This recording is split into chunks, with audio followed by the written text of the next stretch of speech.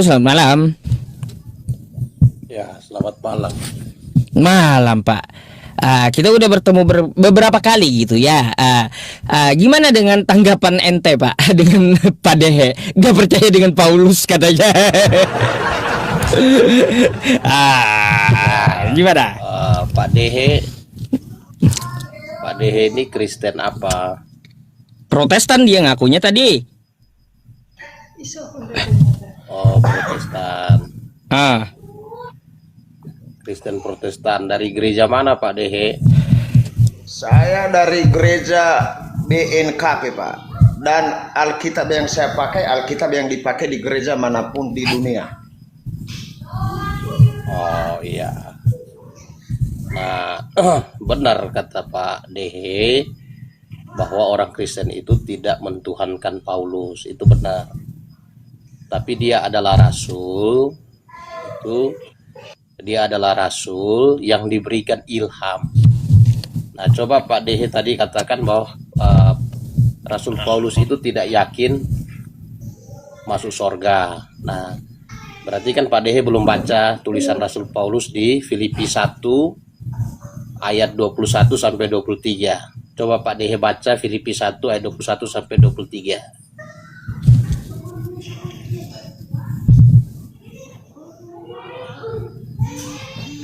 mana yang bener dah? Coba Filipi 1. Heran saya, satu sama lain beda semua.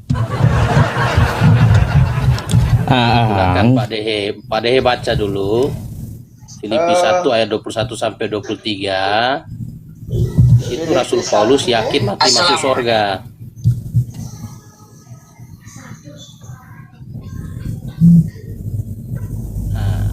Sudah ketemu ayatnya, Pak? Filipi 1 ayat 23. Ayat 21 sampai 23. Oh iya.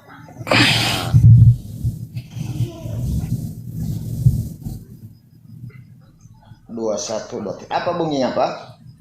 Ya, Pak sudah baca, sudah ketemu. Bunyinya itu Rasul Paulus berkata, bagiku hidup adalah Kristus dan mati adalah keuntungan. Nah, lalu selanjutnya Rasul Paulus berkata bahwa dia ingin pergi bersama dengan Kristus, tetapi dia tinggal untuk memberi buah. Nah, jadi di situ Rasul Paulus punya keyakinan kalau dia mati, dia ke sorga. Filipi 3 ayat 20, Rasul Paulus berkata, karena kewarganegaraan kami ada di dalam sorga. Nah, itu jadi itu penjelasan. Saya kira Pak Dehe ini belum membaca seluruh tulisan Rasul Paulus, sehingga menyimpulkan demikian. Itu tidak masalah karena banyak Kristen awam juga yang artinya hanya mungkin ke gereja, tidak melakukan pendalaman Alkitab, sehingga pemahamannya demikian. Jadi hanya sayang saja Pak Yusuf P ini menggunakan orang seperti Pak Dehe untuk menyerang kekristenan. Wah, salah. Harusnya Salah. kapasitas dialognya harus sama-sama dengan Pak, kan seorang ustadz. Harusnya kapasitas dialognya harus dengan orang yang punya kapasitas yang sama gitu. Pak, Supaya dialognya ini Pak, jadi enak. gini, kalau yang mencari seperti itu Pak ya, karena yang minta multi di bawah tuh kagak ada tandanya ini pendeta, ini bukan, ini pintar, ini bodoh, nggak ada. Random gitu. Mana bisa saya dituntut harus diskusi dengan pendeta saja, spesialis pendeta naik ke sini. Nggak mungkin kan? Karena nggak ada tandanya di bawah itu. Pak Ustaz, begini. Nanti saya jawab, makanya saya bisa bicara begini. Biar diteruskan dulu siapa ini, nanti saya yang jawab. Jadi saya nggak menggunakan Pak Dehe sebagai alat, enggak. Saya pengen tahu aja mana yang betul gitu, karena banyak ya dari dulu itu saya lihat teman-teman Kristen selalu bertabrakan paham gitu. Nah itu saya pengen tahu seperti apa gitu masalahnya dan di mana. Nah gitu. Jadi jalan Sebenarnya diskusi bukan. aja, bukan berarti memperalat. Aduh. Gini, sebenarnya kita udah tahu tujuan dari Pak Yusuf PI buka Komol ini dengan tema-tema menyerang kekristenan itu, kita udah tahu tujuannya kemana, arahnya kemana. Jadi walaupun diformulasi dengan kata-kata yang indah, tapi kita udah paham tujuannya. Jadi wajar saja, itu wajar. Nah, cuman gini, kekristenan itu kan fondasinya adalah Alkitab, gitu. Jadi kayak seperti tadi kata Pak DH mengatakan Paulus tidak yakin mati masuk surga, ternyata ada tulisan Paulus dia menyatakan bahwa dia punya keyakinan masuk surga, berarti kan sudah gugur.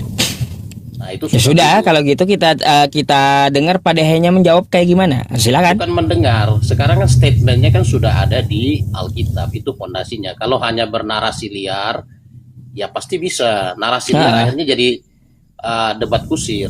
Ya kita dengar Jadi juga kalau- Pak Dehe-nya kayak kalau, gimana menjawab, menanggapi. Pak Yusuf ini kan hanya coba untuk mengadu-ngadu saja.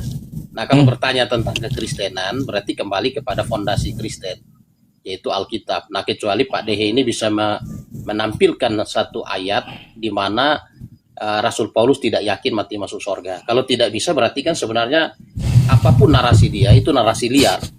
Narasi liar yang akhirnya debat kusir yang tidak ada ujung pangkalnya. Gitu. Nah, silakan Ya, Pak Dehe. silakan. Suaranya enggak ada. Ya, terima kasih. Mungkin Bapak yang ngobrol ke saya ini mungkin pendeta atau bukan, saya kurang tahu juga ya Pak ya. Mohon maaf nanti kalau salah-salah kata. Jadi surat Filipi yang Bapak suruh saya baca tadi, kebetulan saya juga penglihatan saya kurang jelas tapi bisa saya baca. Ini adalah sebuah surat Paulus kepada jemaat di Filipi. Jadi yang Bapak bilang tadi, mana ini biar aku cari ya. Filipi pasal 1 ayat 21 sampai 23. Yang Bapak bilang tadi, karena bagiku hidup adalah Kristus dan mati adalah keuntungan. Ya. Itu kan kata kata Paulus, bukan kata Tuhan. Kita harus bedakan Tuhan yang berbicara atau Paulus yang berbicara, sesuai dengan seperti Tuhan berbicara kepada Nabi Musa, langsung berbicara. Lah kalau ini kan hanya Paulus yang mengatakan, kan? Bukan Yesus juga yang mengatakan ini, karena bagiku adalah hidup adalah Kristus dan mati adalah keuntungan. Kalau Yesus yang mengatakan demikian atau Tuhan, mendingan kita mati rame-rame masuk surga. Lah, ini kan hanya menurut Paulus. Makanya banyak orang nggak senang kalau saya kritik mereka begini. Ini kan surat Paulus kepada jemaat Filipi.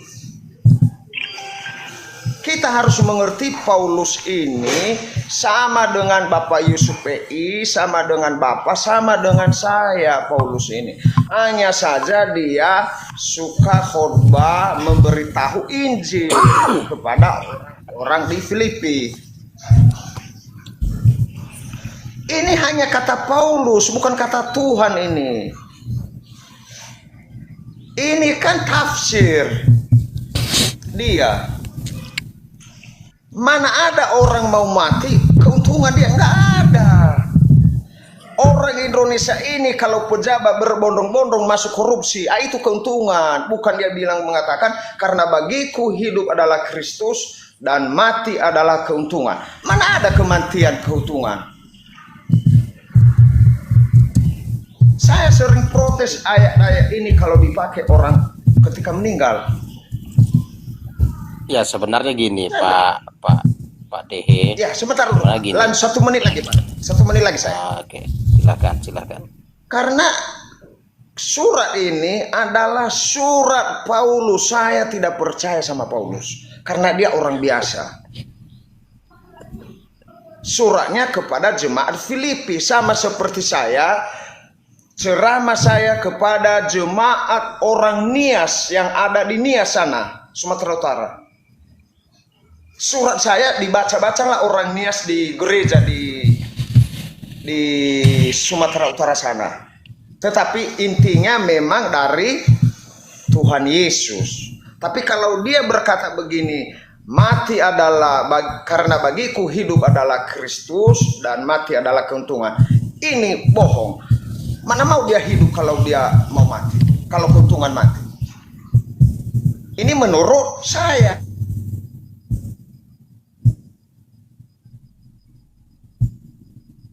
Begitu. Oke, lanjut Pak. Nah, jadi gini, tadi kan Pak Dehe menyatakan bahwa Paulus tidak yakin mati masuk surga.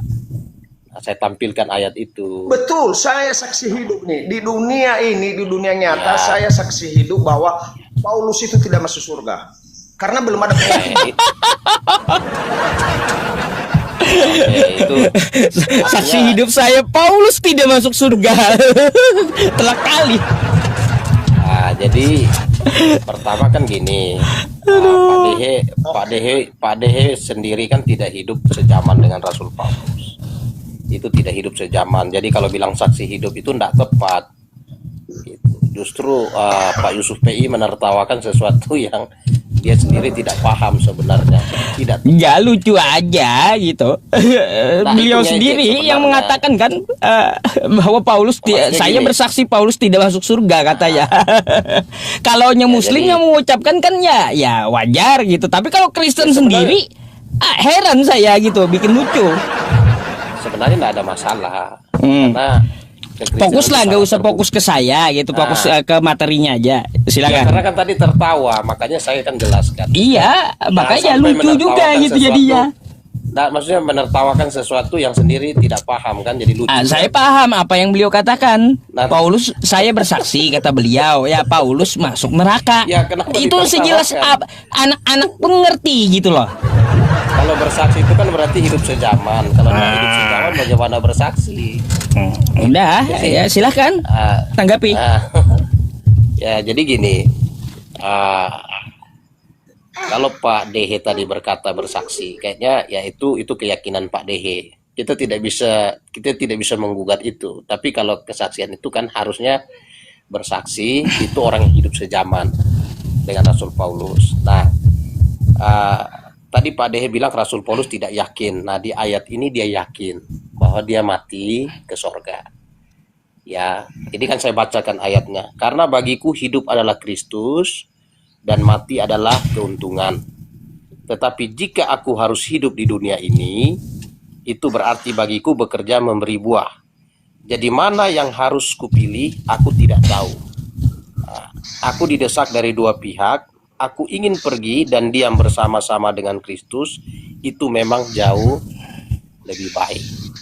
Jadi di sini Rasul Paulus punya keyakinan bahwa kalau dia mati, dia akan bersama dengan Kristus. Nah, itu di sorga. Nah, lalu bagaimana syaratnya seseorang menurut Yesus Kristus untuk ke sorga? Nah, itu pertanyaannya. Bagaimana syaratnya? Apakah Yesus Kristus itu menjamin orang untuk ke sorga? Nah, makanya kita lihat pernyataan Yesus Kristus. Ya, dalam Yohanes 11 ayat 25 Yesus Kristus berkata, "Akulah kebangkitan dan hidup. Barang siapa percaya kepadaku, dia tidak akan mati walaupun sudah mati." Artinya dapat hidup yang kekal. Nah, dalam Yohanes 5 ayat yang ke-24, Yohanes pasal 5 ayat 24. Ini Yesus yang berkata, "Aku berkata kepadamu, sesungguhnya barang siapa mendengar perkataanku dan percaya kepada Dia yang mengutus aku, ia mempunyai hidup yang kekal dan tidak turut dihukum, sebab ia sudah dipindahkan dari dalam maut ke dalam hidup." Nah, jadi Ini pernyataan Yesus Kristus. Ya, barang siapa mendengar perkataanku dan percaya kepada Dia yang mengutus aku. Nah, Yesus diutus untuk apa? Untuk menyelamatkan manusia dari dosa. Nah, tadi seperti Pak Dehe bilang, penebusan itu belum terjadi.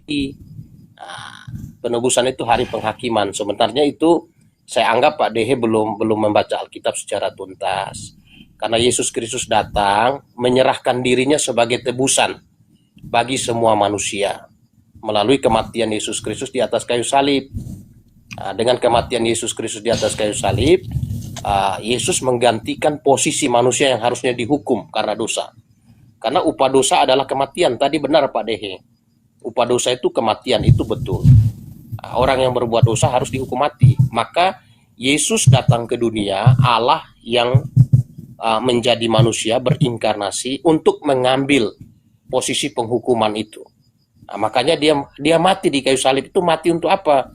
Kenapa dia harus mati? Karena lewat kematianlah penghukuman dosa itu dilaksanakan. Itu menyatakan keadilan Allah. Jadi dia mati di kayu salib. Tapi karena Yesus adalah orang benar, dia orang suci, maka dia mati, kematian tidak berkuasa atas dia. Maut tidak berkuasa atas dia. Dia bangkit dari kematian, naik ke sorga. Maka dia beri jalan bagi orang yang percaya untuk pergi ke sorga. Jalannya jelas, petanya jelas. Nah, sekarang kalau orang tidak memiliki Yesus, dia tidak percaya pada Yesus yang mati di kayu salib untuk menggantikan posisi penghukumannya, dia tidak punya jalan ke sorga, dia sesat. Jalannya sesat. Dipersingkat Pak. Gimana orang mau nanggapi? Iya. Nah, ini udah kepanasan. Ini bukan gereja masalahnya, bukan gereja, kawan. Jadi, sekarang kalau orang tidak percaya Yesus, dia tidak punya jalan. Ya, Yesus kasih jalan. Dia turun dari sorga. Dia turun dari sorga. Dia turun dari sorga. Dia kasih jalan. Lewat apa? Kalau manusia mau ke sorga, maka dosanya harus dibereskan. Nah, cara pemberesan dosa itu lewat apa? Lewat penghukuman. Hukumannya apa? Mati. Nah, Yesus gantikan posisi hukuman mati itu. Sehingga Yesus ini orang benar. Dia orang suci. Dia mati, maut tidak berkuasa atas dia. Makanya dia ke sorga. Makanya orang yang percaya pada Yesus yang mati untuk menggantikan posisi dia sebagai orang berdosa, dia punya jalan untuk ke sorga. Sedangkan yang lain tidak punya jalan, tersesat. Mati tidak punya jalan untuk ke sorga. Maka Yesus itu peta jalan menuju sorga. Gitu Pak Dehe. Tanggapi Pak Dehe tuh. Ya, ngantuk saya nanggapinnya ini. Ngantuk dia, iya. Ngantuk, waduh. Bahaya kali, ngantuk katanya teman-teman. Iya, lanjut Pak Dehe, silakan. Saya mau dengar argumentasinya kayak gimana, silakan. Intinya dari saya, Rasul Paulus belum ke surga. Kenapa saya bilang belum ke surga? Karena belum ada penghakiman. Karena beliau ini dulu orang berdosa juga. Orang berdosa, dan tidak mungkin dia meninggal ini langsung terangkat ke surga. Tidak mungkin. Walaupun tadi Pak Pendeta panjang lebar dia menceritakan, dan memang itu intinya, karena belum ada penghakiman di dunia setelah Yesus lahir, maka Rasul Paulus ini, saya belum yakin masuk surga. Dan di bukunya itu dia yang menulis. Contoh, saya adalah pengikut Kristus, saya 1000% masuk surga. Kan hanya di surat saya. Belum tentu Tuhan mengabulkan nanti. Intinya adalah tergantung amal kebaikan kita.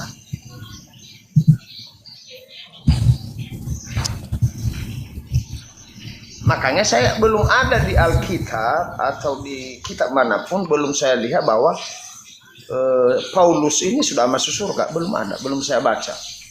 Iya.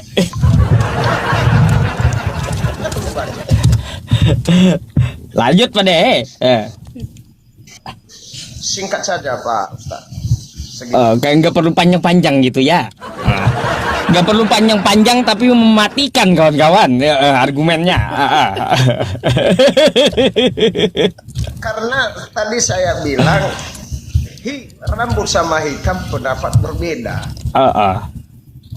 Itu kan keyakinan Paulus, dia masuk surga sama seperti saya. Ketika saya meninggal saya akan masuk surga. Tapi belum tentu itu yang terjadi kelak. Begitu Ustaz. Silahkan nih.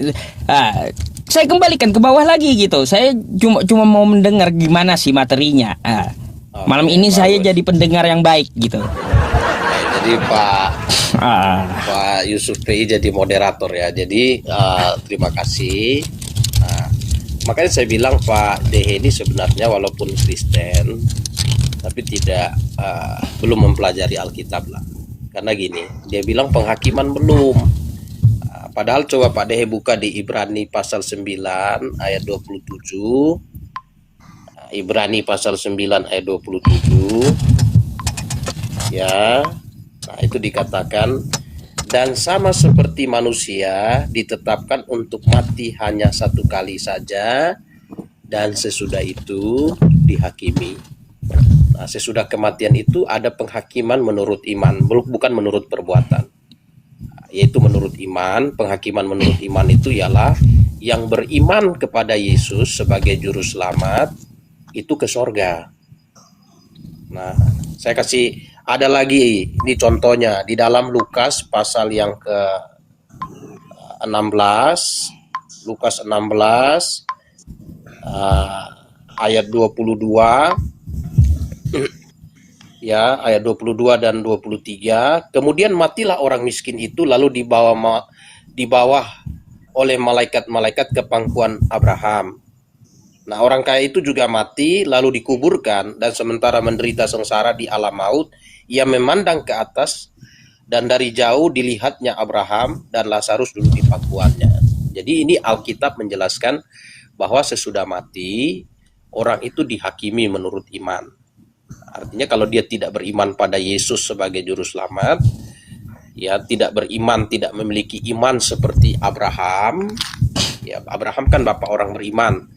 Nah, dia bukan orang beriman, maka tempatnya itu di dalam neraka. Tapi kalau dia beriman, tempatnya di sorga. Makanya Rasul Paulus punya keyakinan dia mati, dia ke sorga. Kenapa? Karena dia percaya kepada Yesus.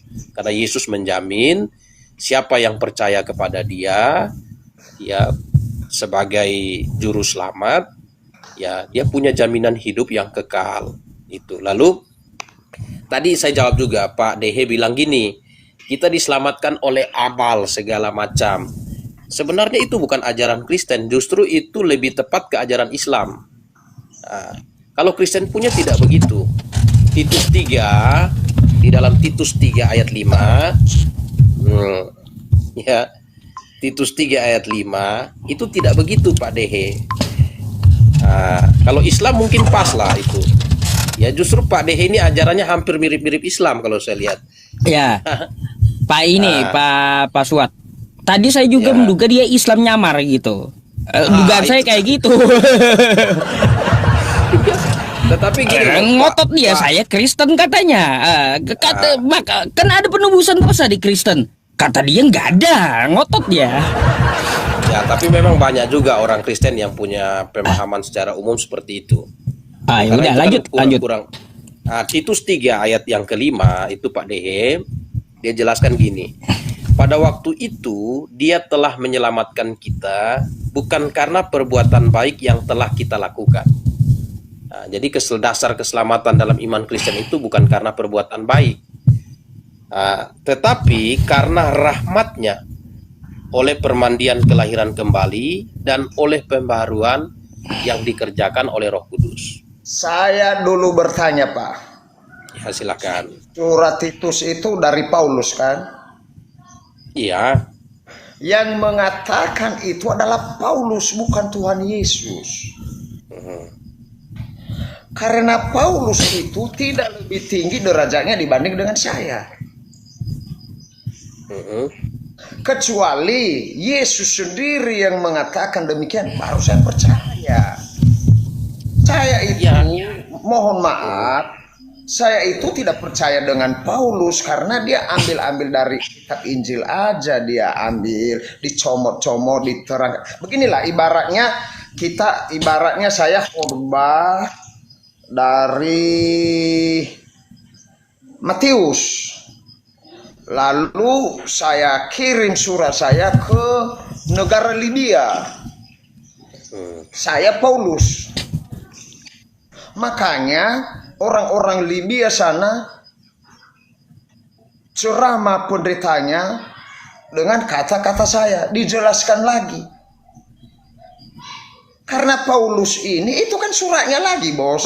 Nih, dari Paulus, hamba Allah, Rasul Yesus Kristus, untuk memelihara iman orang-orang pilihan Allah. Kita juga orang-orang pilihan Allah. Surat Paulus, yang penting surat-surat Paulus itu saya tidak begitu yakin, kecuali dari Injil. Saya percaya kalau dari Injil Matius, Markus, Lukas, Yohanes, itu Nabi Isa langsung yang berbicara dengan murid-muridnya. Kalau sudah masuk ke surat Paulus, itu suratnya sama seperti saya, surat Padehe kepada jemaat Niniwe. Saya diganti dengan Rasul Paulus. Padehe jadi Rasul Paulus. Terus? Iya begitu, makanya saya bilang itu kan kata Paulus lagi, bukan kata Tuhan. Yang saya imani itu adalah firman Tuhan. Contohnya hukum Taurat, dilarang berzina, dilarang mencuri, dilarang saksi dusta. Itu adalah Tuhan langsung yang berbicara kepada Nabi Musa. Kalau yang Paulus, bukan Yesus yang menyampaikan ke Paulus, bukan. Makanya banyak orang tidak senang kalau saya berdebat begini, karena saya ngomong apa adanya, apa yang ada. Saya bilang baca dari surah siapa dulu. Titus adalah surah Paulus lagi. Sama seperti surat Padehe kepada jemaat Papua, surat Padehe kepada jemaat Manado, surat Padehe kepada jemaat Israel, surat Padehe kepada Tesalonika. Makanya saya mohon maaf nih, saya kurang percaya sama Paulus. Itu dasar saya, walaupun dia bilang tadi dia masuk surga, betul kata dia masuk surga, sama kayak saya juga masuk surga. Ketika klaim saya klaim gitu ya, klaim semata. Klaim dia. Ya, karena dia percaya. Contoh saya pada ini percaya kepada Tuhan Yesus Kristus. Lalu ketika saya mati, saya masuk surga, belum tentu. Makanya saya bilang, bos, mohon maaf, surat-surat Paulus itu saya nggak begitu yakin, karena hanya dia sendiri yang berbicara itu, bukan Tuhan langsung yang mengatakan ketika kau mati Paulus langsung ku angkat kau di surga. Walaupun tadi Bapak cerita mengenai orang yang meninggal itu dulu di pakuan Abraham, itu adalah Lazarus. Nah, konsep saya ini yang tidak saya menambahkan Alkitab dan tidak mengurangi. Itu adalah tafsiran-tafsiran saudara kita Paulus. Mungkin juga kalau ketika zaman dahulu saya ada, mungkin masuk surga juga saya ini, karena tidak berseberangan dengan Paulus. Tapi kalau Tuhan mengatakan Paulus masuk surga, baru saya percaya. Saya balik lagi ke belakang. Kalau Paulusnya sendiri mengatakan, ya nggak bisa bang, kan sama seperti saya tadi. Saya ini ketika mati saya masuk surga. Iya. Percaya kepada Yesus. Ya, Oke. Baik. Saya tanggapi ya. Oke, bos. Jadi sebenarnya Pak Dehe ini juga punya masalah yang serius dengan iman dia ya. Karena dia secara pribadi, sebenarnya gini, secara pribadi di tangannya ada Alkitab. Alkitab itu sebagai apa? Nah itu surat-surat Paulus. Sebenarnya dia sedang menyerang iman dia sendiri. Tapi kita ikutin cara berpikir dia.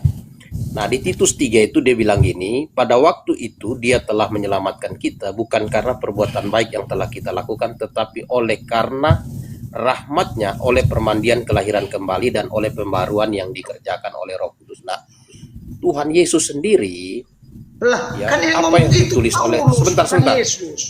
betul di dalam Yohanes pasal 3 ini Yohanes pasal 3 ini Tuhan Yesus yang ngomong. Jadi apa yang ditulis Paulus ini sebenarnya sama juga yang diajarkan Tuhan Yesus. Yohanes pasal 3 Pak Dehe. Yohanes pasal 3 ayat 3 dan 5, ayat 3 sampai 5 ini mengenai cara masuk surga. Jadi dibilang situ, Yesus menjawab katanya, aku berkata kepadamu, sesungguhnya jika seorang tidak dilahirkan kembali, ia tidak dapat melihat kerajaan Allah. Jadi bukan karena perbuatan baik, tetapi karena dilahirkan kembali. Saya tanya Pak Dehe, Pak Dehe mengerti enggak arti dilahirkan kembali sebagai seorang Kristen? Coba Bapak terangkan dulu. Nah, saya mesti tanya dulu. Maksudnya sebagai orang Kristen selama Pak Dehe bergereja, Pak Dehe pernah mendengar istilah dilahirkan kembali tidak? Bukan hanya sering, ini juga sudah saya dengar barusan. Nah, begini. Oke, silakan. Kita baca lagi. Yesus menjawab katanya, aku berkata kepadamu, sesungguhnya jika seorang tidak dilahirkan kembali, ia tidak dapat melihat kerajaan Allah. Bukan dikatakan kata Paulus kepadanya. Itu Yesus Kristus yang ngomong loh. Iya, tapi saya bilang bukan kata Paulus. Iya. Kita jadi harus syarat pahami. Jadi di situ kan syarat masuk, syarat untuk melihat kerajaan Allah harus dilahirkan kembali, kata Yesus Kristus. Saya mengerti itu kata Yesus. Tapi kalau kata Paulus kan beda. Nah kata Paulus kan jelas di Titus 3 tadi. Itu yang saya bilang tadi Pak Podri. Bedanya di mana? Kan Rasul Paulus juga bilang di Titus 3 ayat 5, pada waktu itu dia telah menyelamatkan kita bukan karena perbuatan baik yang telah kita lakukan, tetapi oleh karena rahmatnya, oleh pembaharuan kelahiran kembali. Nah ini lahir baru, sama dengan Yesus ngomong. Iya, itu yang saya bilang tadi, yang diceramahin atau khotbah Paulus adalah dari kitab-kitab Yohanes, Markus. Ya sekarang kan yang jadi pertanyaan ini mengenai masuk surga. Kalau di konsepnya Pak Dehe tadi, Pak Dehe bilang masuk surga itu karena amal dan lain-lain. Nah itu bertentangan dengan ajaran Yesus Kristus. Justru Pak Dehe punya pemahaman itu lebih cocok ke Islam. Pak Dehe lebih cocok pemahamannya itu ke Islam daripada pemahaman yang diajarkan Alkitab. Nah, hanya artinya beda gini. mengungkapkan aja bos, hanya beda. Tujuan sama. Hanya beda kosakata. Nah, kalau beda seperti itu kan Pak Dehe harus punya fondasi berpikir gini. Iman Kristen itu dibangun di atas dasar Alkitab. Jadi iman itu fondasinya itu harus firman Allah. Jadi kalau kita hanya bernarasi liar, lalu kita buat kesimpulan-kesimpulan liar, justru itu kita bukan beriman sebenarnya. Kita hanya berimajinasi. Jadi harus beriman itu kan harus ada fondasinya. Nah, makanya di fondasi tadi kan saya ambil surat Titus, tapi Pak Dehe keberatan. Oh, surat Titus itu kan Paulus. Nah, ternyata yang diajarkan Rasul Paulus itu ajarannya sama dengan apa yang diajarkan oleh Yesus Kristus. Bahwa Iya, kalau orang mau iya, saya mengerti. Dan saya jelaskan juga bahwa jangankan itu adalah kan klaim-klaim si Paulus saja. Contohnya dia bilang masuk surga. Nah, sekarang bukan klaim. Justru yang diucapkan Rasul Paulus itu disampaikan oleh Tuhan Yesus dalam Yohanes 3. Nah, sekarang saya tanya Pak Dehe. Saya tanya Pak Dehe. Pak Dehe mengerti enggak apa yang dimaksud dengan lahir baru? Mengertilah. Caranya bagaimana? Sama dengan pikiran, nggak usah tanya cara. Kalau orang Kristen dibilang sekarang, itu berarti kan Pak Dehe gini loh. Ini kita jujur loh, kita jujur ngomong. Enggak, Kita jujur gini. saya ngomong dulu. Silakan. Biar Bapak kan nanya, saya jawab. Mengerti nggak lahir baru? Ya mengertilah. Caranya? Ngerti, iya ngerti. Ngertinya caranya, maksudnya coba jelaskan. Lahir baru itu Lahir gimana? baru adalah perbuatan kita harus sesuai dengan keinginan Tuhan kita. Oh, salah. Ya, itu kan menurutmu salah. Berarti kita Nah, ini melawan Tuhan, itu yang menurut benar. Tuhan Yesus. Ya, saya lanjutkan. Ini lahir baru, saya kasih tahu. Sekarang coba Pak Dehe lihat Yohanes 3 ayat 5. Yohanes 3 ayat 5. Itu lahir baru. Ya, jadi Yohanes 3 ayat 5 bilang, jawab Yesus, aku berkata kepadamu, sesungguhnya jika seorang tidak dilahirkan dari air dan roh, ia tidak dapat masuk ke dalam kerajaan Allah. Jadi bukan perbuatan baik, tapi lahir dari air dan roh. Apakah Pak Pendeta pernah lihat lahir dari air dan roh? Nah, mengenai lahir dari air, itu pertanyaan yang bagus. Apakah Pak Pendeta pernah lihat lahir dari air dan roh? Nah, air kita tidak pernah melihat kelahiran dari roh. Nah, di ayat yang ke-6, coba Pak Dehe lihat ayat 6 ya sampai 8.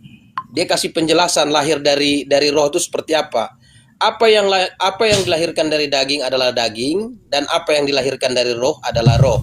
Jangan engkau heran, karena aku berkata kepadamu, kamu harus dilahirkan kembali. Angin bertiup kemana ia mau, dan engkau mendengar bunyinya, tetapi engkau tidak tahu dari mana ia datang dan kemana ia pergi. Demikian halnya dengan tiap-tiap orang yang dilahirkan dari Allah. Jadi lahir baru itu. Saya mau tanya dong, roh tadi punya rahim gak dia roh itu? Kok bisa melahirkan roh itu? Baru dengar saya, tolong jelasin lah. Jadi gini, makanya Pak Ustadz PI juga di dalam memahami Alkitab Pak Ustadz, bahwa gini, hal rohani, perkara rohani itu harus dipahami secara spiritual, bukan dipahami secara lahiriah. Jadi kalau rahim itu kan lahiriah, ya. Nah misalnya seperti mata Tuhan. Kalau mata Tuhan bukan berarti Tuhan itu punya biji mata kayak manusia, tidak. Tangan Tuhan. Nah itu harus dipahami secara spiritual, karena Allah itu roh. Jadi bicara tentang dilahirkan dari air dan roh, itu berbicara dalam konteks pemahaman secara rohani, bukan secara lahiriah. Secara rohani, bukan secara lahiriah. Oh, ya. Gitu teman-teman ya. Jadi mungkin agak beda dengan konsep Islam ya. Mungkin Islam itu memahami yang rohani dihubungkan dengan hal lahiriah. Makanya seringkali bentrok dengan Kristen. Sedangkan kalau Kristen itu ketika kita membaca hal-hal yang rohani, kita punya konsep berpikir itu Allah itu roh. Jadi untuk memahami yang rohani harus memahaminya secara spiritual. Iya, secara heran rohani. saja saya baru dengar ada perkataan roh bisa beranak gitu loh. Bukan roh bisa beranak, dilahirkan kembali dari air dan roh. Jadi gini, kenapa perlu lahir kembali dari air dan roh? Karena jiwa manusia, roh manusia, ya sesudah manusia jatuh dalam dosa, roh manusia ini selalu dikendalikan oleh keinginan daging. Keinginan daging itu menjerumuskan manusia kepada hal-hal yang sifatnya berlawanan dengan hukum Allah. Gitu. Ya, itu berlawanan kan, dengan Bade. hukum Allah. Anggapi. Jadi Saya kira sudah cukup jelas ya Pak Dehe. Nah, lahir dari roh itu tidak pernah dilihat, tapi dirasa seperti angin. Angin kita tidak pernah melihat, tapi kita merasakan. Nah, itu prosesnya. Itu. Mic-nya Pak, Mic-nya Pak, mic. Ya. Lalu saya makin bingung kalau begini. Kalau tidak bagus. masuk ke perbuatan baik kita. Saya bingung tadi. Makin bingung Pak Dehenya. Bukannya ngerti malah makin bingung kata beliau. Ya bagus. Jadi gini. Lanjut. Kenapa saya bingung? Lanjut Pak Dehe. Berarti boleh kita langgar semua hukum Taurat. Kalau tidak mempengaruhi amal kebaikan kita atau kebaikan kita. Ya, jadi gini Pak Dehe. Di dalam iman Kristen, perbuatan baik itu adalah buah dari kelahiran kembali. Bukan syarat untuk perbuatan baik itu bukan syarat untuk masuk surga kalau Bukan dalam syarat. iman Kristen. Oh. Nah, tetapi kasih karunia Allah. Nah, orang yang sudah dilahirkan kembali itu menghasilkan perbuatan baik. Hasil dari lahir baru itu perbuatan baik. Nah, seperti di Filipi ya, saya bacakan Filipi pasal 2. Ya, Filipi pasal 2 ayat 13. Ayat 13. Ya, dari ayat 12 saja, 12-13 bilang gini. Hai saudara-saudaraku yang kekasih, kamu senantiasa taat. Karena itu tetaplah kerjakan keselamatanmu dalam takut dan gentar. Bukan saja seperti waktu aku masih hadir, tetapi terlebih pula sekarang waktu aku tidak hadir. Karena Allah lah yang mengerjakan di dalam kamu, baik kemauan maupun pekerjaan menurut kerelaannya. Jadi gini, di dalam iman Kristen, orang yang sudah lahir baru, ya lahir baru itu dilahirkan dari air dan roh. Nah, air di situ adalah Injil. Jadi orang yang sudah menerima Injil, waktu dia percaya kepada Yesus, dia bertobat, di dalam hatinya itu ada Roh Kudus. Nah, Roh Kudus ini mengerjakan pembaharuan di dalam hidupnya. Ya, Roh Kudus mengerjakan pembaharuan di dalam hidupnya. Itu pembaharuan yang dikerjakan oleh Roh Kudus menghasilkan orang itu memiliki buah roh. Nah, memiliki buah roh. Sehingga buah roh itu apa yang tampil? Itu perbuatan baik. Begitu. Jadi perbuatan baik yang dikerjakan oleh orang lahir baru itu tidak bersumber dari semata-mata kemampuan dirinya. Tetapi itu hasil dari karya Allah. Misalnya gini, orang belum lahir baru dia suka minum mabuk, dia suka merokok, dia suka dusta, dia suka omong yang tidak benar. Dia untuk seorang perokok meninggalkan rokok itu berat bagi dia. Berat bagi dia. Karena sudah diikat dengan daging. Nah, pada waktu dia betul-betul lahir baru, itu akan terlepas sendiri oleh karya Allah. Perubahan yang dikerjakan oleh Allah.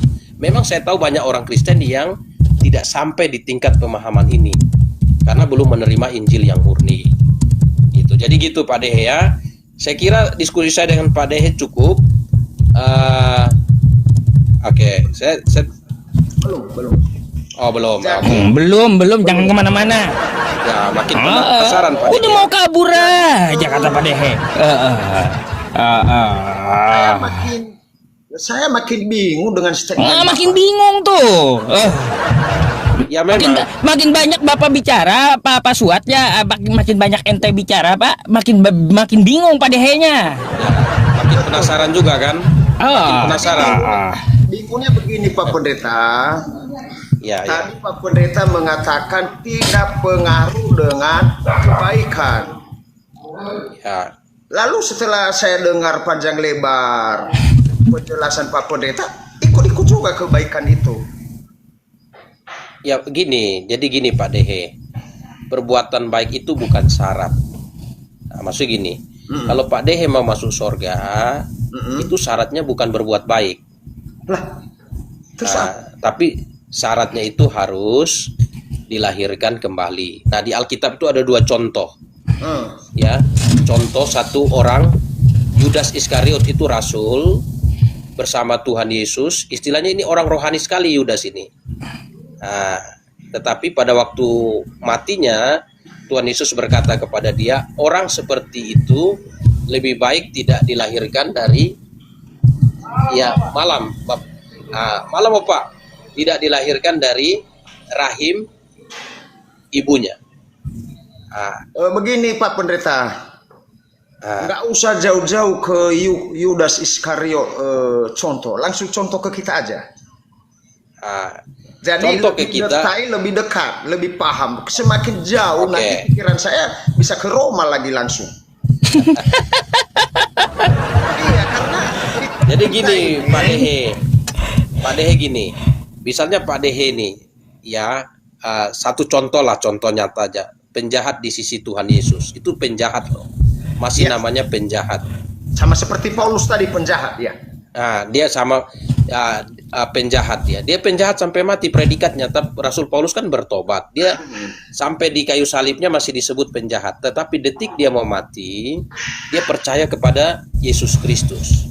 Dia bilang, Yesus, ingatlah aku ketika engkau datang sebagai raja. Berarti dia percaya Yesus Mesias. Yesus berkata, percaya dalam bentuk apa ini kepercayaannya? Apakah hanya percaya aja, aku percaya kepada Yesus, lalu Yesus menjawab percayanya dia percaya bahwa dia bilang ini, Yesus, ingatlah aku ketika engkau datang sebagai raja. Artinya dia percaya bahwa Yesus adalah Mesias.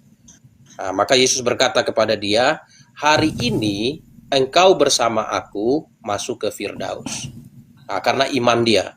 Pak Dehe, iman kita itu terbentuk dari 3 komposisi. Ya, komposisi iman itu pertama pengetahuan, yang kedua itu perasaan, yang ketiga itu kehendak. Nah, itu komposisi. Nah, jadi kalau orang beriman tanpa pengetahuan juga sesat. Nah, orang beriman hanya karena rasa-rasa itu bisa bahaya, karena dia bisa merasa, bulu badan saya merinding, Tuhan hadir dekat saya. Padahal orang lewat kuburan juga, orang yang tidak percaya Tuhan bulu badannya merinding. Nah, rasa juga tidak bisa jadi. Kehendak. Jadi harus iman kita itu terbentuk dari 3 komposisi. Seperti saya potong Pak Pendeta. Silakan. Apakah Pak Yusuf PI ini seorang ustaz? Seandainya dia meninggal lalu dia bilang, aku percaya kepadamu Yesus, lalu masuk surga? Kalau Pak Yusuf PI ini detik matinya dia bukan hanya percaya begitu, maksudnya dia percaya bahwa Pak Yusuf PI detik matinya dia terima bahwa Yesus itu adalah juru selamat yang telah mati untuk menggantikan dosanya, dan dia percaya bahwa Yesus yang mati telah bangkit naik ke sorga untuk memberikan hidup kekal bagi dia. Dengan iman dia diselamatkan. Saya semakin bingung kalau begini. Dia diselamatkan. Karena gini. Ya, karena kan Pak Dehe kan gini. Terlalu enteng Kristen ini berarti. Boleh kita berbuat jahat, lalu ketika kita mati bertobat, mengaku percaya kepada Yesus bahwa kita bisa terangkat ke surga. Aduh, semakin kacau dong, Mbak. Nanti aja tobatnya kalau kayak gitu, Pak Dehe ya. Puas-puasin aja dulu hidup kan kalau kayak gitu ya. Mau mati, mau koit baru percaya katanya. Jadi gini. Jadi gini Pak Dehe. Pak Dehe gini, hari mati kita kan kita tidak tahu kapan. Tahu seperti Pak. Misalnya gini. Masa hari mati kita kan kita tidak tahu kapan. Ada yang tahu, contohnya dia sakit parah dan diprediksi mati dia dalam seminggu lagi, itu tahu dia. Kalau memang dia sudah kalau dia sudah tahu dan dia betul-betul bertobat dan percaya, itu diselamatkan. Hanya gini, dalam keyakinan iman Kristen bahwa perubahan itu tidak terjadi gini. Injil itu tidak semata-mata diterima dengan kekuatan manusia secara individu, tapi ada pekerjaan Roh Kudus. Lalu maaf dulu Pak, kita belum kenalan dari awal, jadi bingung juga saya Bapak ini. Bapak pendeta di mana dan dari mana? Kita ngobrol-ngobrol aja belum tahu kita. Pokoknya saya di Kupang lah, saya enggak perlu sebut. Saya di Kupang NTT. Pendeta apa? Pendeta apa? Ya, saya di gereja. Saya pelayanan di gereja. Pelayan. Jadi agak bingung saya ini Pak ya. Contohnya saya jemaat, saya berbuat dosa terus. Lalu kata Bapak nanti kalau mau meninggal baru bertobat lah. Lalu saya jadi kacau hidup saya di dunia. Nah, bukan saya bilang orang bertobatnya kalau mau meninggal, tidak. Lah tadi Tapi saya kan kasih contoh tadi. Contohnya itu kan tidak selalu. Itu sesuatu yang terjadi secara insidental, itu tidak selalu. Tetapi ketika kita hidup, sebaiknya kita membuat keputusan. Karena gini, orang yang sudah percaya pada Yesus pun akan di sorga itu ada penghakiman, namanya penghakiman Bema Kristus. Penghakiman Bema Kristus itu untuk memberi upah. Jadi perbuatan-perbuatan kita yang kita lakukan di dunia ini, kita percaya Yesus, kita dijamin untuk masuk sorga. Nah, kita mati ke sorga. Nah, penghakiman itu di dalam Alkitab ada dua, yaitu penghakiman menurut iman dan menurut perbuatan. Nah, menurut iman itu posisi. Menurut iman, kalau kita bertobat menerima Yesus sebagai Tuhan dan Juru Selamat, kita bertobat menerima Yesus sebagai Tuhan dan Juru Selamat, kita mati pasti ke sorga. Nah, di sorga itu juga ada penghakiman menurut perbuatan, yaitu penghakiman Bema Kristus. Di dalam 2 Korintus pasal 5 ayat 10. Ya, 2 Korintus pasal 5 ayat 10. Pak Pendeta Suat, jangan banyak-banyak nanti malah tambah pusing Pak Dehenya. Yang nggak ngerti dia. Ya, maksudnya saya memberikan, maksud gini.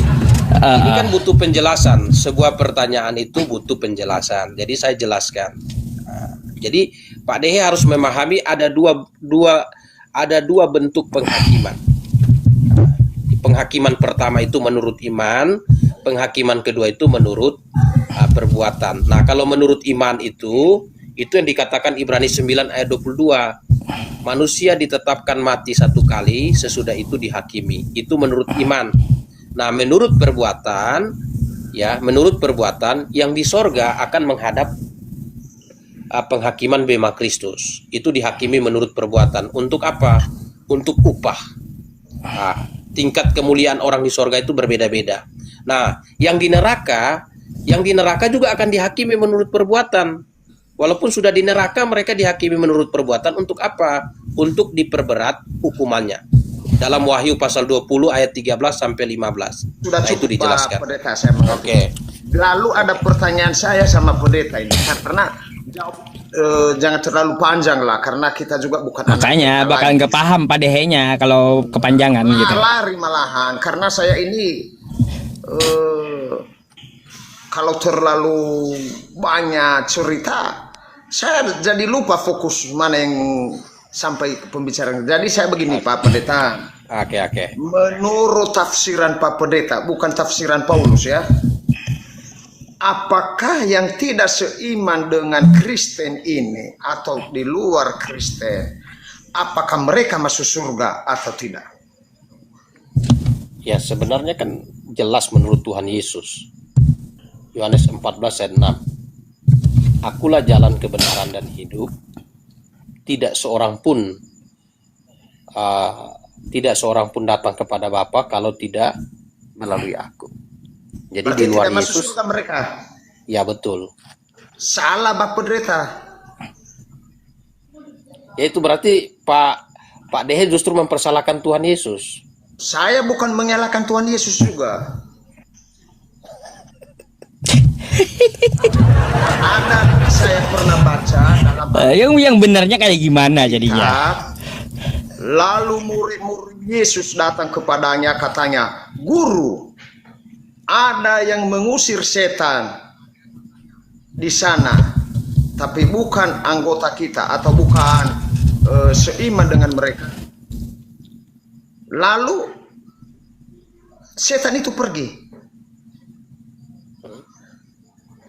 Kata Yesus kepadanya, "Itu jangan diganggu, itu bagian dari kita juga." Padahal dia tidak mengenal Yesus. Dia tidak mengenal Yesus. Nah, apa hubungannya dengan masuk surga? Ya adalah hubungannya. Iya. Itu kisahnya gini. Itu kisahnya ada saya gini. Jadi kisahnya ada orang yang mengusir setan. Ya, ada orang yang mengusir setan juga, lalu murid-muridnya lapor kepada Tuhan Yesus. Itu ada orang yang mengusir setan. Nah, Tuhan Yesus berkata, kalau mereka tidak melawan kita, berarti mereka di pihak kita. Nah, artinya tidak melawan itu berarti mereka sejalan dengan Yesus Kristus. Itu ayat tuh maksudnya gitu. Oke, saya angkat jempol. Lalu pertanyaan saya, ada 100 lagi pertanyaan saya kalau begini. Wah, Pak Yusuf PI bisa ini komalnya Pak Yusuf itu. Ada 100 pertanyaannya, nggak apa-apa. Tuh netizen nungguin juga sampai azan subuh, nggak apa-apa dah ya. Penontonnya nungguin sampai azan subuh. Ini ya, berarti orang-orang yang tidak percaya kepada Yesus sebelum dia lahir maka mereka masuk neraka semua. Oh tidak, jadi gini Pak Dehe. Kan belum ada Yesus. Sebelum Ya, ada jadi gini. Yesus, banyak orang-orang yang beriman. Tapi berimannya mereka beriman kepada Tuhan. Tuhan yang menciptakan langit dan bumi, bukan kepada Yesus. Ya. Jadi gini Pak Dehe. Makanya gini. Karena Memang di Mazmur sedikit lagi Pak Pendeta. Silakan. Karena zaman-zaman dahulu kan mereka belum mengenal Yesus. Belum juga mengenal namanya agama Kristen dan agama Islam dan agama-agama yang lain. Itu disimpan dulu Pak Pendeta. Satu lagi, saya kurangi pertanyaan saya dari 100 cukup 3. Satu-satu Pak, satu-satu. Ini giliran saya yang bingung nanti nih. Jangan banyak-banyak juga Pak Dehe, satu-satu lah juga nanyanya. Iya, kalau nanya banyak bingung juga apa pendetanya ya. Satu-satu aja dulu, gak apa-apa. Diulang pertanyaannya dari awal coba. Satu lagi. Siapakah yang berbohong di Taman Eden? Tuhan atau ular? Kata Tuhan, janganlah engkau makan buah yang ada di tengah-tengah itu. Jika engkau memakannya, maka kamu akan mati. Kata ular atau si iblis atau yang lain lah, kata-kata yang lebih enak. Jika engkau memakannya, maka engkau mengerti yang baik dan yang jahat. Cukup dua Pak Pendeta. Ya, yang pertama gini Pak Betul. Dehe. Jadi gini, kematian Yesus di atas kayu salib, ya, itu dia menanggung dosa seisi dunia. Jadi posisi keberdosaan manusia, bayi itu berdosa bukan karena dia berbuat dosa, tapi posisi dia karena Adam berdosa, maka semua yang berasal dari Adam itu terhitung dalam posisi orang berdosa. Nah, Mazmur 51 ayat 7 bilang, dalam kesalahan aku diperanakan, dalam dosa aku dikandung. Nah, jadi dalam kesalahan aku diperanakan, dalam dosa aku dikandung. Secara posisi. Nah, posisi keberdosaan karena Adam telah diselesaikan oleh Yesus Kristus. Nah, itu dijelaskan dalam Roma pasal 5 ayat 18-19. Oleh karena ketidakbenaran satu orang, semua orang telah menjadi orang berdosa, dan oleh karena perbuatan kebenaran satu orang, semua orang menjadi orang benar. Nah, di dalam Yesus, bayi mendapat pembenaran. Ya, bayi dibenarkan oleh karena Yesus. Nah, makanya Yesus berkata kepada anak-anak yang datang kepada Yesus Kristus, biarkanlah anak-anak itu datang kepadaku, karena merekalah yang mempunyai kerajaan sorga. Jadi bayi siapapun yang mati hari ini, termasuk bayi Osama bin Laden, bayi orang-orang yang jahat, ya bayi siapapun yang mati hari ini pasti masuk surga. Karena posisi keberdosaan dia karena Adam telah diselesaikan oleh Yesus Kristus di atas kayu salib. Nah itu, ya makanya Roma pasal 5 ayat 18-19, nah, itu posisinya. Nah, lalu yang berikut, siapakah yang apa tadi di Taman Eden? Ya, siapa Yang berbohong. Tuhan atau iblis? Atau Karena iblis berkata gini, karena iblis berkata gini, pada waktu engkau memakan buah itu, kamu akan menjadi sama seperti Allah. Nah, ya, kamu akan menjadi sama seperti Allah, tahu yang baik dan yang jahat. Nah, manusia habis makan itu tidak menjadi sama seperti Allah. Allah itu maha tahu. Manusia walaupun tahu tapi tidak maha tahu. Jadi iblis itu yang berbohong. Nah, coba kita lihat Kejadian pasal 3. Ya, biar enak kan kita baca. Kejadian pasal 3 ayat 4 dan 5. Dibilang, tetapi ular itu berkata kepada perempuan itu, sekali-kali kamu tidak akan mati. Tetapi pada waktu kamu mengetahui, tetapi Allah mengetahui bahwa pada waktu kamu memakannya, matamu akan terbuka dan kamu akan menjadi seperti Allah. Nah, ternyata manusia habis makan tidak jadi seperti Allah, tidak maha tahu. Gitu. Allah kan maha tahu, manusia kan tidak maha tahu. Jadi jelas yang menipu itu adalah iblis. Saya Gitu, tidak sependapat dengan Bapak. Nah. Iya, Oke, nggak silakan. sependapat. Lalu kayak gimana yang benernya? Nggak sependapat pula bapaknya. Memang berat ini Pak Ustaz Yusufi, berat. Kenapa saya bilang berat? Nggak apa-apa, kasih tanggapan akhir lah. Pak pendetanya mungkin mau istirahat juga. Kasihan Pak Dehe ditahan-tahan melulu. Iya. Kasihan Kenapa Pak saya Yusuf bilang PI-nya. berat? Karena di pihak lain katakan jika engkau memakannya maka mengerti hal yang baik. Berarti benar kata ular, kata si iblis. Tuhan yang berbohong. Dia bilang jika engkau memakannya maka engkau akan mati. Mereka nggak mati. Oke, jadi gini Pak Dehe. Secara kita baca di sini yang saya tanggapin ya. Nggak apa-apa, tanggapi akhir aja Pak Suat. Muter-muter pasti nanti tetap pendirian beliau tetap itu. Nah, begini Pak Yusuf, Pak Ustadz, memang sampai sekarang belum saya ketemu jawaban yang pasti ini. Makanya kita naikkan Kristen yang lain selain Pak Suat, siapa tahu ada dapat menjawab gitu ya. Tunggu aja. Oke, Saya cariin ya Kristen yang bisa jawab. Silakan Pak Suat. Pak Dehe gini. Memang waktu manusia makan itu dia mati. Hanya Pak Dehe kan tidak melihat kematian yang dimaksud itu kematian apa. Manusia mati pertama itu mati secara rohani. Pak Dehe baca kisahnya di situ. Mati secara rohani, tapi Tuhan tidak mengatakan engkau mati secara rohani. Ya, makanya di situ dikatakan pada waktu kamu memakan buah itu, Kejadian 2 ayat yang ke-17, kamu akan mati. Nah, kematian pertama itu Pak Dehe mati secara rohani. Pada waktu Allah datang, manusia bersembunyi. Itu mati rohani. Yang kedua mati moral. Ya, mati moral. Mati moralnya apa? Manusia sadar telanjang. Nah, sebelumnya mereka lihat ketelanjangan itu adalah sesuatu yang suci. Interaksi dengan telanjang itu sesuatu yang suci. Pikiran mereka masih benar. Moral mereka masih benar. Nah, pada waktu mereka berdosa, mati secara moral. Degradasi moral, hancur. Dan yang ketiga, mengalami kematian secara jasmani. Karena sejak manusia jatuh dalam dosa, tanah terkutuk. Nah, manusia berasal dari debu, maka tanah terkutuk, manusia akan kembali kepada debu. Umurnya tidak akan selama-lamanya.